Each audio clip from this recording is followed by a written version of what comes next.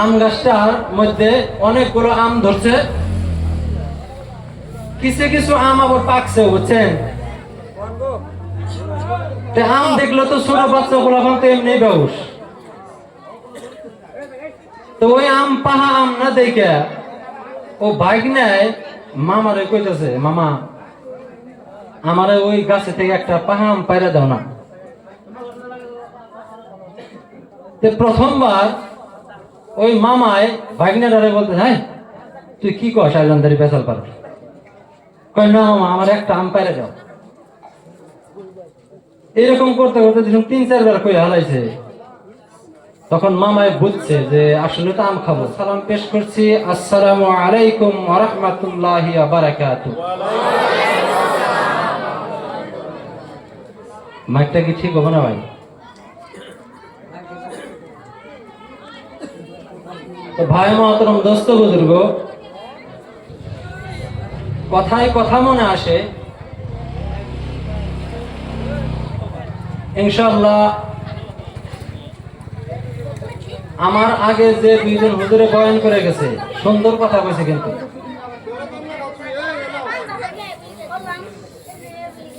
এই বলবান এই কথা কয় না। হ্যাঁ তো ভাই আমি একটা উদাহরণ আপনাদের সম্মুখে ধরবো, একটু মনোযোগ সহকারে শুনবেন। ভাইগ নাই গেছে মামার বাড়িতে আম খাইবার, বুঝছেন? ছোট মানুষ, স্কুল পরীক্ষার পর বন্ধ হয়েছে, ওই আস্তে আস্তে করে ওই ভাইগ নাই মামার বাড়িতে বেড়াইতে গেছে। যাই দেখে যে নানি গো বাড়িতে ঘরের পাশে আম গাছ আছে, ওই আম গাছটার মধ্যে অনেকগুলো আম ধরছে,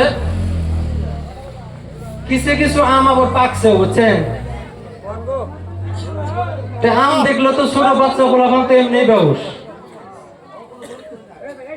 তো ওই আম পাহা আম না দেখে ও বাইক নেয় মামারে কইতেছে, মামা আমারে ওই গাছে থেকে একটা পাহা আম পাইরা দাও না।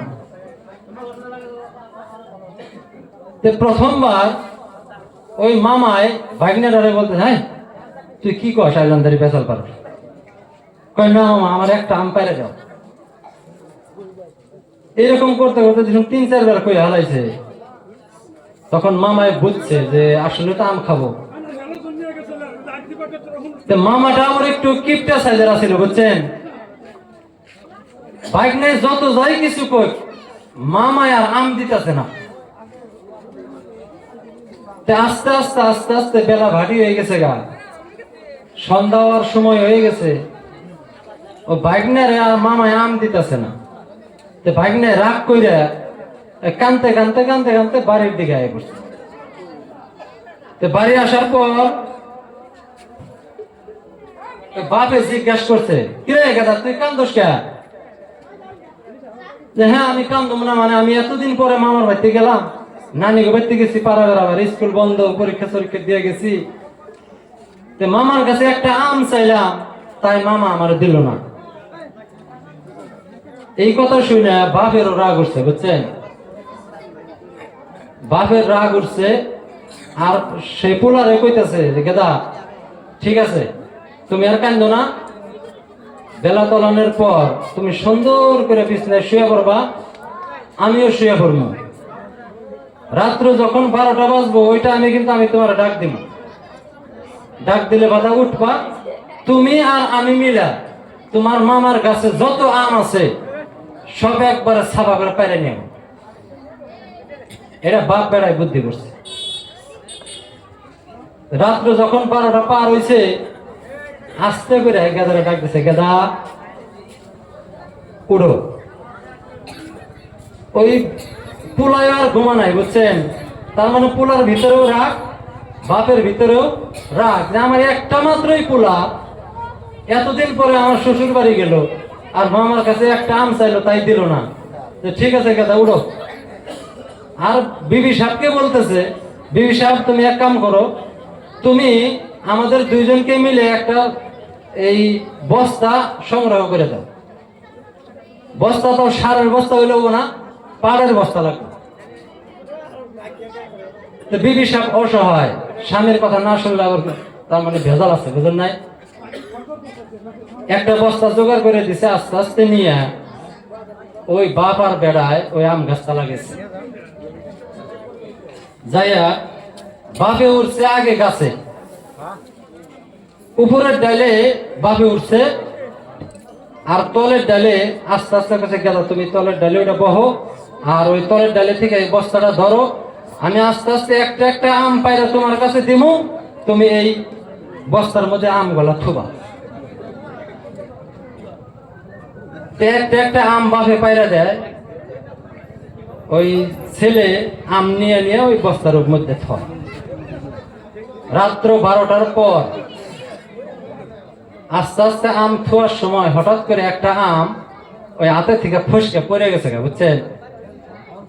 তলে হইলো টিনের ঘর। আম পড়ার পরে টিনের ঘরে আওয়াজ কম হবো না বেশি হবো? কে গো বাবারা, আপনারা আওয়াজ দেন না, ঘুমাই পড়ছেন নাকি? বেশি হবো না কম হবো? তবে মেলা বেশি হবো, রাত্রের মধ্যে আরো আওয়াজ হয় বেশি।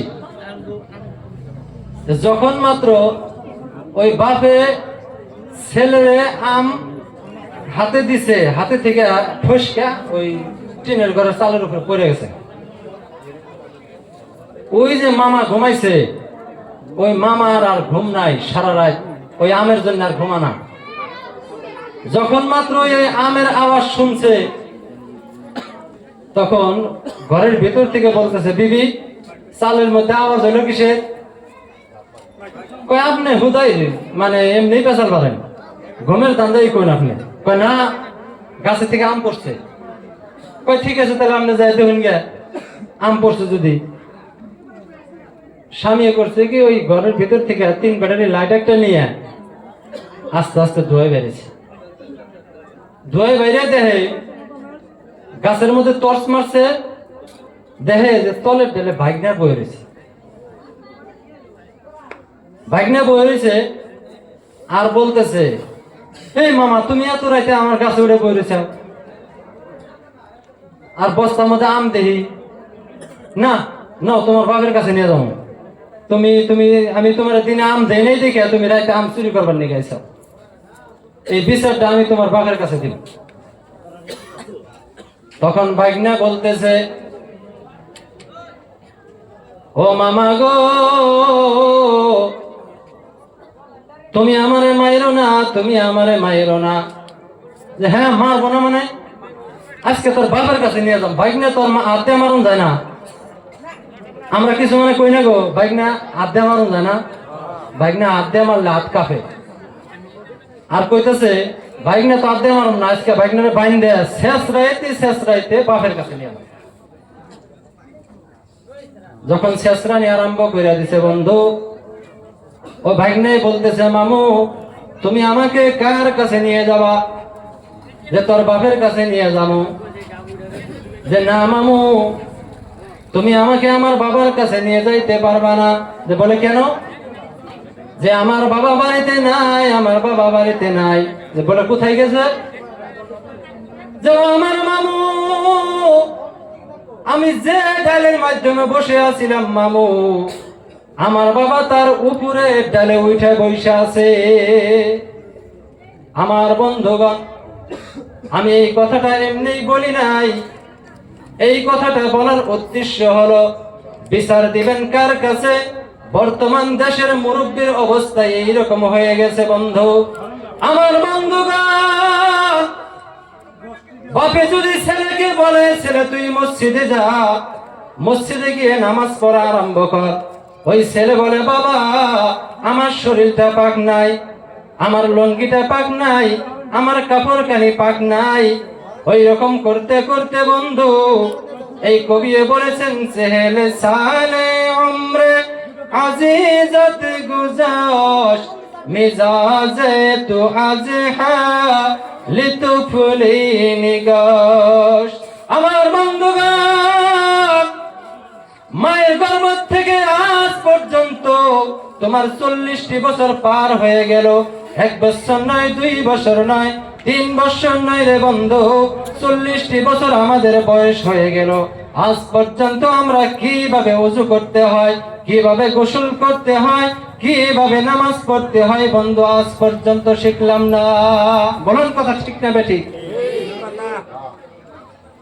আমার বন্ধুগণ, আল্লাহ পাক রব্বুল আলামিন কোরআনে কারীমের মাধ্যমে বলে দিয়েছেন, ইয়া আইয়ুহাল্লাযীনা আমানু তুবু ইলাল্লাহি ওয়া তাওবাতান নাসুহা। ওরে আমার বান্দারে, তুমি জীবনে যতই গুনাহ করো না কেন, যদি তুমি পাপ করতে করতে, যদি তুমি গুনাহ করতে করতে উহুদ পাহাড়ের চাইতেও বেশি বড় বড় গুনাহ করে ফেলো, ওরে আমার বান্দা, ওরে আমার বান্দা, তুমি আমার কাছ থেকে নৈরাশ হয়ো না, তুমি আমার কাছ থেকে দূরে সরে যাও না রে বান্দা। যদি তুমি তওবা করতে পারো, যদি তুমি আমার কাছে মাফ চাইতে পারো, আমি মহান আল্লাহ পাক রব্বুল আলামিন তোমাদের জিন্দেগীর সমস্ত গুনাহ খাতাগুলি মাফ করে দেব। বলেন সুবহানাল্লাহ। আমার বন্ধুগণ,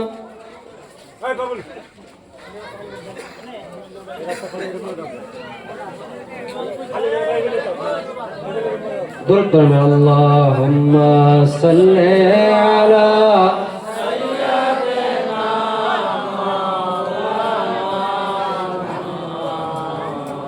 وعلى آل سيدنا مولانا محمد। আমার বন্ধুগণ,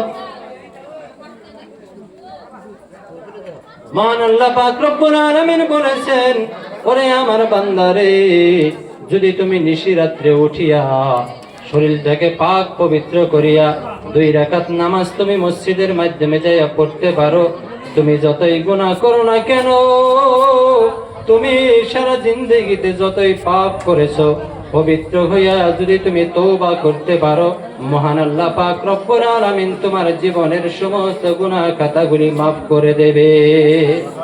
আমার বন্ধুগণ, এইরকম করে আল্লাহর নবীর একজন সাহাবী হযরত তাহিয়াতুল কালবি এত গুনাহ করেছিল, এত গুনাহ করেছিল বন্ধুরে, হঠাৎ করে আল্লাহর নবীর দরবারে এসে বলতেছে, ওগো আল্লাহর নবী, আমার জীবনে আমি এত গুনাহ করলাম, এত পাপ করলাম, আমার জিন্দেগীর সমস্ত গুনাহ মাফ হয়ে যাইতে পারে। আমি এমন একটি পাপ করেছি, আমি এমন একটি গুনাহ করেছি গো আল্লাহর নবী, ওই গুনাহটা হয়তো কোনোদিন মাফ হবে না।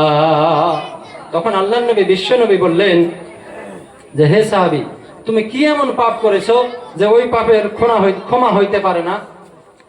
তখন সে আল্লাহর নবীর সাহাবী বলতেছে, হুজুর, আয়ামে জাহিলিয়াতের যুগে, যে যুগে মেয়ে মানুষের কোনো দাম ছিল না, কন্যা সন্তানের কোনো দাম ছিল না, ওই যুগে আমি আমার একজন মেয়েকে, শিশু বাচ্চাকে, 6 বৎসরের একটা মেয়েকে আমি জিন্দা দাফন করেছিলাম। সেই মেয়ে এত চিৎকার, এত কেঁদেছিল, এত কেঁদেছিল, আর ওই কান্দনটা এখন পর্যন্ত আমার অন্তরের মধ্যে ভাইসা ওঠে। ভাই, অনেক লম্বা ঘটনা, এরকম যদি সারা রাত্র বলা যায় শেষ হবে না ইনশাআল্লাহ। সভাপতি সাহেব আমাকে টাইম একদমই কম দিয়েছিলেন।